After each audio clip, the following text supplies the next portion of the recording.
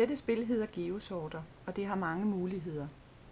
Hvis man er lærer eller pædagog, eller også som forældre, der har et enkelt barn eller en helt stor børnegruppe. Man kan starte med at kigge på de forskellige geometriske former, for at snakke om, hvad er en trekant, hvad er en firkant og hvad er en cirkel. Og så kan man så tælle, hvor mange er der i hver farve. Man kan komme alle klodserne ned i en pose, og så kan hvert barn skiftes til at trække en op.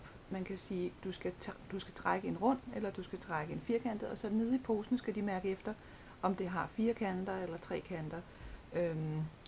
Og så kan man snakke om de forskellige geometriske former. Man kan gå en tur og prøve at finde nogle af formerne ude i naturen.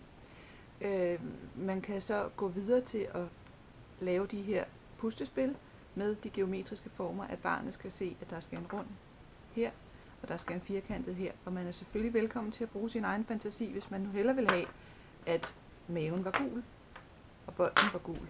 Så gør barnet selvfølgelig det. Der er taget hensyn til både drenge og piger, som man kan se, så er der for eksempel en rumraket her.